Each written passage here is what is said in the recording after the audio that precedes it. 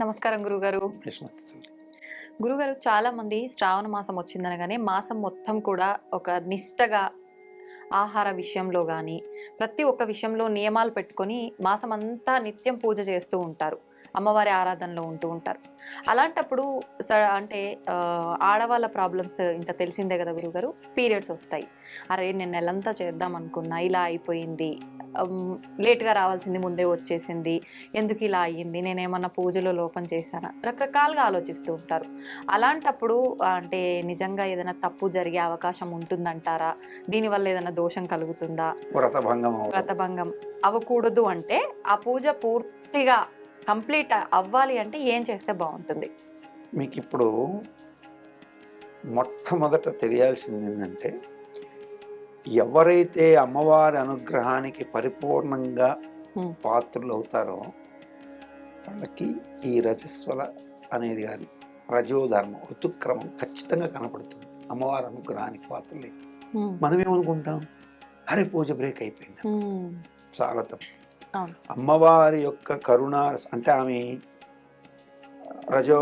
రజోవృద్ధి సముద్భుత రజోవృద్ధి కారకం అని ఒక మంత్రం కూడా ఉంది. రజోభూమి వృత్తకారం అంటే అదే పాపకార్యం కాదు.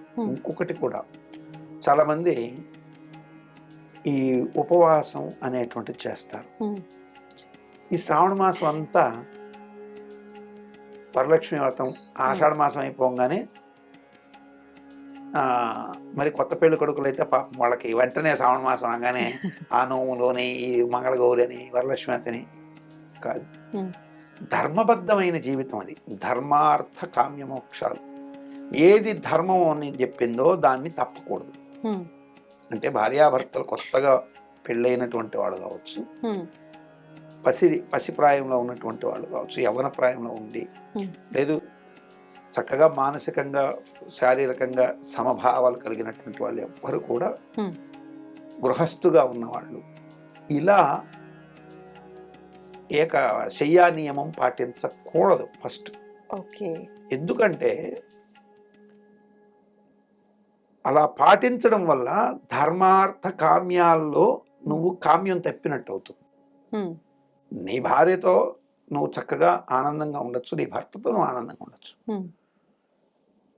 అదే వ్రతానికి పర్వదినాలు ఏదైతే ఆ ఒక్కరోజు ఉందో, వరలక్ష్మి వ్రతం ఉంది, ఆ రోజు నువ్వు పూజ చేసుకున్నావు కాబట్టి ఆ వ్రతంకి ముందు రోజు, వ్రతం చేసుకున్న రోజు మాత్రమే నియమం వర్తిస్తుంది.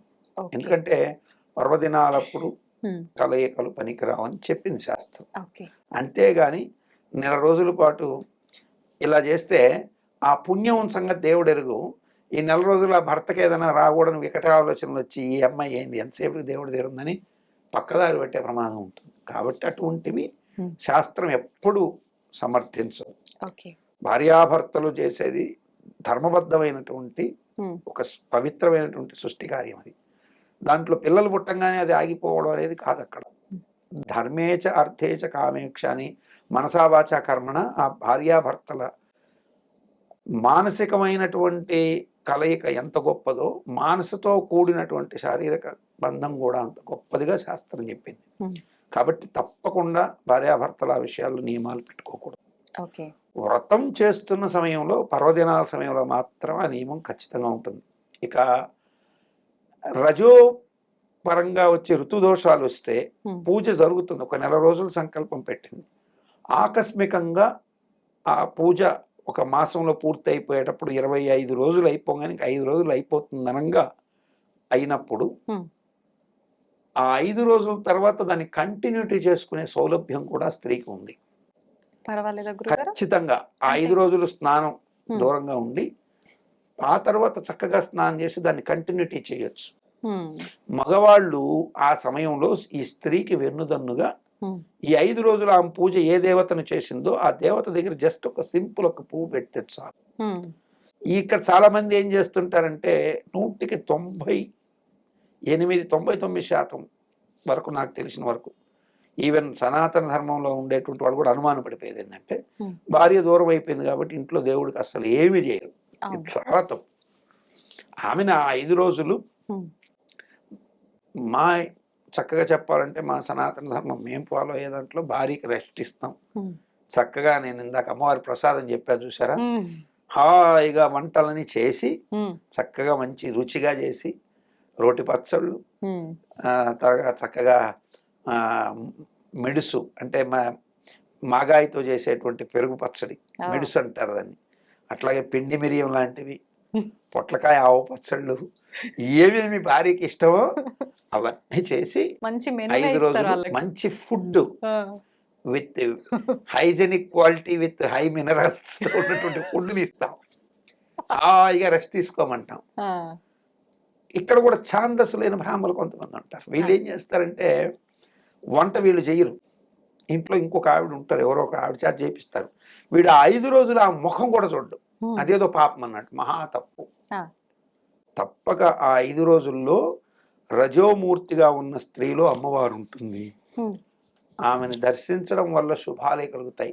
Hmm. తెలియక చాలామంది మూర్ఖంగా ఆ ముఖం చూస్తేనే పాపమని నిప్పు గడిగి దురుకు, అంటే ముఖం చూస్తే అన్నం కూడా ముట్టని వాళ్ళు ఉన్నారు. ఉమ్, అంటే రజస్తో ఉన్న స్త్రీని చూడడం పాపం కింద భావించు, కానీ తప్పు. ఉమ్, రజో గుణ సంపత్తితో ఉన్న స్త్రీని చూడడం వల్ల దానికి ఎందుకు పెట్టారు నియమం అంటే మగవాళ్ళు చూడొద్దని.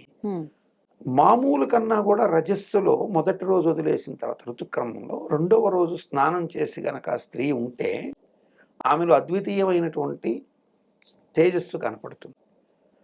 అందుకని ఆ తేజస్సు ఉన్నప్పుడు ఇతను ఆ రజస్సుతో ఉన్న స్త్రీతో కలియడం వల్ల వంధ్యుడు అయిపోతాడు, కళలు నశిస్తాయి, అది వాస్తవం.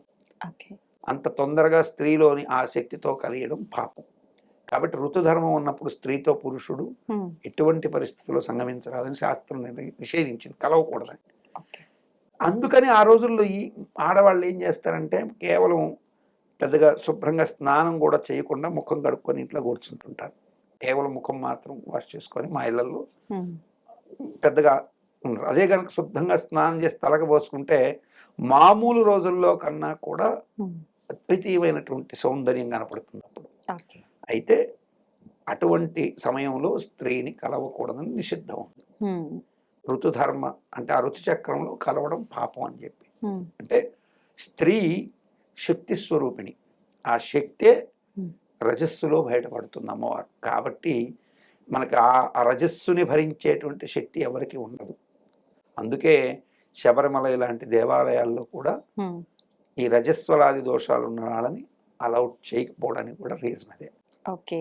అంతకుమించి ఇంకా ఏదో ఆడవాళ్ళ పోతే ఏదో అపవిత్రం అని కాదు అక్కడ. ఉమ్, ఉమ్, ఆ శక్తితో ఉన్న వాళ్ళు ఎవరికి తగిలినా తెలియకుండా ఉమ్, నెగిటివ్ వైబ్రేషన్స్ పెరుగుతాయి. అందుకని వీళ్ళు కూడా వెళ్ళి వాళ్ళని తాకుతూ వెళ్ళడం వల్ల ఇబ్బందులు వస్తాయి. అందుకని మన వాళ్ళు ఆ సమయంలో స్త్రీని కలవనీయకుండా ఉమ్, వారపోయింది అనేది దూరంగా పెట్టడం, ఓకే. వాళ్ళకి సంబంధించిన పాత్రల్లో అన్నిటిల్లో కూడా ఆ అభిప్రాయాన్ని దూరం పెడతారు. ఉమ్, అది నెగిటివ్ అని కాదు, అక్కడ ఆ శక్తిని భరించగలిగినటువంటి సామర్థ్యం ఎవరికి ఉండదు, ఉమ్, కాబట్టే దూరంగా పెడతారు. ఓకే. ఈవెన్ పాత రోజుల్లో చెప్పకూడదు కానీ మరి లోతుగా వెళ్ళి చెప్తే నా చిన్న వయసులో ఈవెన్ ఇప్పట్లాగా ఈ శానిటరీ నాప్కిన్స్ లేని రోజుల్లో ఉమ్, ఆ వస్త్రాలు ఏవైతే ఉన్నాయో వాటిని జాగ్రత్తగా ఒక చిన్నపాటి మరొక గొట్టలో కట్టి ఉమ్, వాటిల్ని చక్కగా దగ్ధం చేసి భూమిలో గుంట తీసి పూడ్చిపెట్టేసేవాడు. అంత పవర్ఫుల్గా భావించేవాడు. ఇప్పుడు సర్వం జగన్నాథ్. గురుగారు, కొంతమంది ఆహార నియమాలు కూడా పాటిస్తుంటారు. ఈ నెలంతా కూడా అల్లం వెల్లుల్లి తీసుకోకూడదని చెప్పి, నాన్ వెజ్ తీసుకోకూడదని చెప్పి అలవాటు ఉన్న వాళ్ళు కొన్ని రకాల నియమాలు పెట్టుకుంటారు. అలా ఉందా? ఖచ్చితంగా ఉందమ్మా. ఉమ్, అల్లానికి లేదు, ఉమ్, కేవలం తామస గుణాన్ని పెంచేటువంటి పదార్థాలు. ఉమ్, తామస గుణం అంటే అతి కోపం, ఓకే. ఆవేశం కలిగించడం, ఈ ఇప్పుడు చెప్పేటువంటి పారమార్థిక చింతన లేకుండా ఉమ్, బాహ్యమైన కోరికలు ఎక్కువ అయిపోవడం, ఓకే. నియమం లేకుండా ఉమ్, పర్వదినం పూట కూడా కామ వృద్ధి చేసేటువంటి పదార్థాలు ఉమ్, వెల్లుల్లి, ఉల్లి, ఉమ్, జాజికాయ, దాల్చిన చెక్క, జాపత్రి, ఇవి అట్లాగే ఎక్కువ కారం ఉన్న పదార్థాలు మిరపకాయలు, చింతపండ్లు, ఇవి ఎక్కువగా. ఓకే. ఈవెన్ పర్వదినాల్లో పులిహోర చేసుకుంటారు. పులిహోర చేసిన పక్కనే పులిహోర పక్కనే ఒక పదార్థం పెడతారు, పెరుగన్నం. ఇది ఎంత తింటే ఆ పెరుగన్నం అంత తింటే అది బ్యాలెన్స్ అవుతుంది. బ్యాలెన్స్ అవుతుంది. సో అందుకని గుడిలో పులిహోరతో పాటు దద్దోజనం కూడా పెడతారు ప్రసాదం. అవునవును. సో ఆ పులిహోర ఒక్కటే కాకుండా దద్దోజనం కూడా తినాలి అని. సో శాంతాన్ని ఇచ్చే శక్తి ఉంటుంది కాబట్టి నియమాల్లో ఆ అల్లం అనే దానికి గుణం లేదు. ఓకే. వెల్లుల్లి, ఉల్లి, మాంస పదార్థాలు, ఇప్పుడు చెప్పినటువంటి మసాలా ద్రవ్యాలు, గసగసాలు, అంటే మీకు గసగసాలు అంటే తెలుసు కదా, అవి కూడా మత్తునిస్తాయి. ఓకే. ఓకే. మీకు తెలుసో లేదో, ఆ గసగసాలు వచ్చే కాయనే నల్లమందు అంటారు. అది నిషేధం. ఆ పంటను పండిస్తే జైల్లో వేస్తారు. ఓకే. పోస్ట్ కాయలు అంటారు వాటిని. మా చిన్న వయసులో ఆ గసగసాల కాయలు, పోస్ట్ కాయలు అనేవి తెచ్చి దాన్ని పగలగొట్టి పొడి చేసి కషాయం పెట్టి, ఆ కషాయంలో కొద్దిగా బెల్లము, కొన్ని పదార్థాలు చేసి తాగితే విపరీతమైనటువంటి మత్తు వస్తుంది. ఆ పోస్ట్ కాయలు అనేవి ఇప్పుడు మీరు ఇంట్లో కనుక నిల్వ చేసుకుంటే కేస్ ఎందుకున్నాయి నీ దగ్గర అని. సో ఆయుర్వేద వైద్యం కూడా మనకు తెలుసు కాబట్టి, మంత్ర ఔషధాలు, సిద్ధ ఔషధాలు, ఇట్లా తామసాన్ని కలిగించే పదార్థాలన్నీ మాకు తెలుసు కాబట్టి, ఇటువంటి పదార్థాలు గసగసాలు కానీ, వెల్లుల్లి కానీ, ఉల్లి కానీ, వీటికి ఇటువంటి సాత్విక రోజుల్లో దూరంగా ఉండడానికి కారణమవుతాయి.